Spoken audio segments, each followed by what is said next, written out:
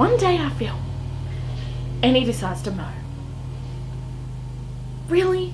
Hey everyone, today I wanted to talk about some things I don't like about traveling. So obviously I travel a lot and I absolutely love it, but there are some things that I really don't like about it. So I thought I'd share them with all you, and maybe you think these things as well when you travel. I don't know, we're about to find out. So one of the things I absolutely hate is packing. I am a last minute packer, literally. Even if, like when I went to Europe, I packed the day before, and the girls I went with packed 3 weeks before, and I was like, okay, cool. Like I always leave packing to the last minute. It's really annoying. I've gone through so many suitcases from breaking them because I've packed too much, or they're just being dodged suitcases. But yeah, I hate packing. Having to pick out outfits is the worst, and I'm such a picky person when it comes to clothes and stuff like that. So I always pack either too much or not enough. When I went to Adelaide last, I packed all summer clothes and it was very cold, and I packed one jumper. So you always pack for the wrong season or something like that. So packing is not a good idea with me. That's why I like cruises, because you can pack as much as you want. Oh, and there's always limits when you go on flights. So like if you get 20 kilos or something, if you go over, you have to pay extra. But with cruises, you can pack as much as you want and take as much as you want. It's great.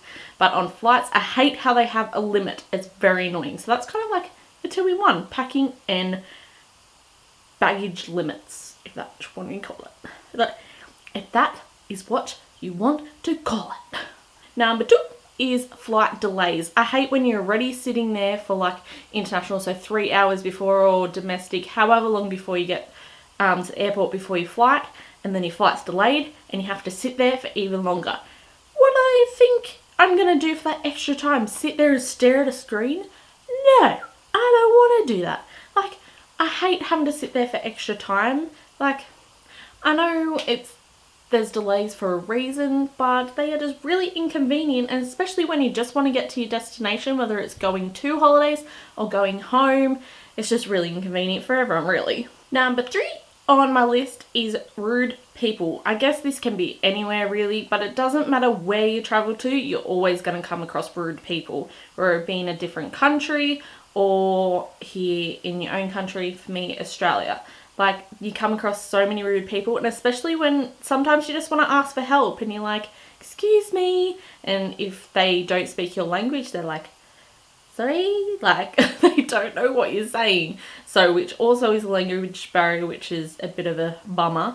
But yeah, I hate when people just completely ignore you. Like, obviously they can see you're a traveler, you need some help, but they're not willing to help you. Like, how hard can it be? Maybe I'm just looking for directions. Did they think about that? No. Okay. Number 4, another thing I hate about traveling is long flights. Like, to the point where at the moment I'm so sick of flying. Last holiday I went on was to Adelaide, which is only a 2-hour flight from Sydney, but it's just to the point where I'm so bored of it. Like, especially on Jetstar flights, there's nothing to do. You don't have like the TV screens on the back of the seats. I'm always stuck in a bloody exit row. Always. For probably about the last 8 flights I've been on, I've been in an exit row, and it really annoys me because I like having my bag in front of me. But no, I always get sat in an exit row, and I think it's because they've realized I travel so much, so it's like, you can help out. But I just want my bag in front of me. How hard is it? So that's a whole different thing, is being sat in an exit row, which is really annoying. But long flights, I'm just so bored of it. I'm so sick of it. So I've decided next holiday I go on to Adelaide, I'm going to drive. It might take me 2.5 days instead of 2 hours, but I think I'd rather that than sit on a plane and be bored. So there you go. Number 5 on my list is the money. It costs so much to travel, but then again, you can travel for cheap, which I think I want to do a video about, because I know a few tips and some tricks. But most of the time traveling is very expensive. Flights are very expensive unless you get them very cheap, which I usually do, not complaining.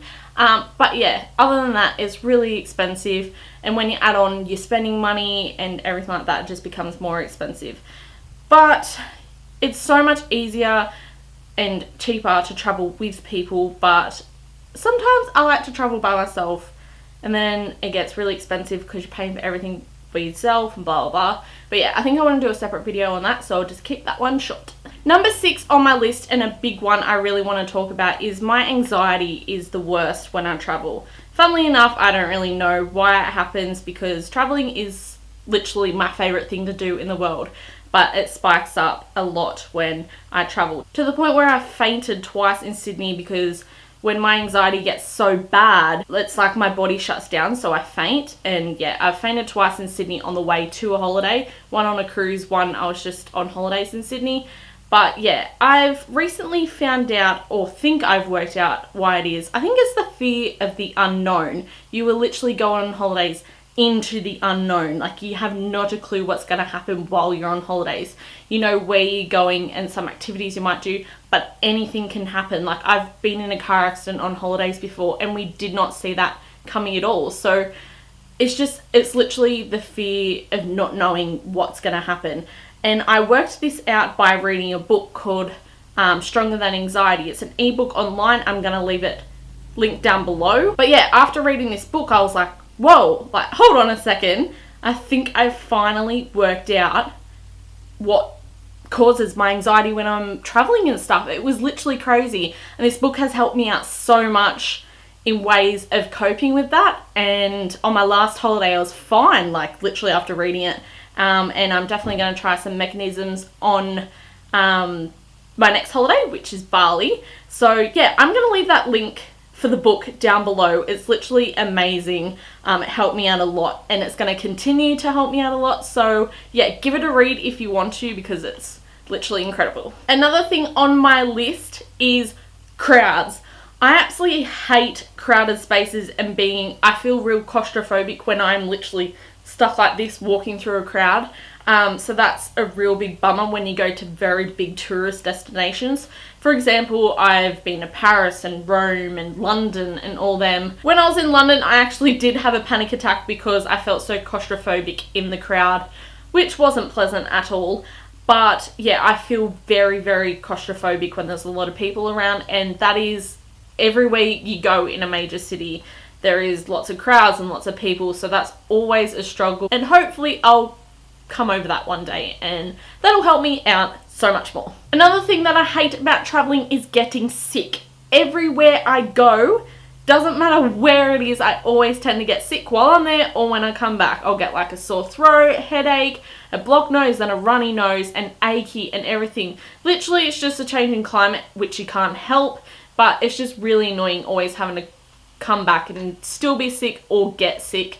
And then it's just not a good time when you have to work as soon as you get back from holidays. Another thing I hate about traveling, which is mainly just when you go overseas, is when you can't use your phone. Like, you can't call people, text people, or go on the internet unless you have an international SIM card, which I didn't when I went to Europe because I thought it was pointless, because I kind of had like the apps and Facebook calling and stuff like that. But when you just, like, you're in the middle of nowhere, you don't have Wi-Fi, and you just want to call someone, text someone, or go on Facebook, you can't because you don't have that SIM card that you need. And last but not least, I think the worst thing about traveling in general is having to leave the place you've just gone to. For example, if you go visit friends in a different state, like I do in Adelaide, you hate having to leave them and say goodbye, or you just generally hate leaving the place that you've gone to. For example, when I went to Europe, of course I didn't want to go home. It was amazing, but you always have to come home.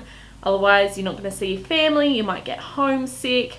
But yeah, so leaving your destination has to be the number one worst thing about traveling. So that wraps up the things I hate about traveling. I don't know how many points there ended up being, but obviously it'll be in the title anyway, so there you go. But yeah, I hope you enjoyed this video. Some of these things might apply to you as well. And yeah, I'll probably see you in my next video, or traveling somewhere else in the world. Okay, bye!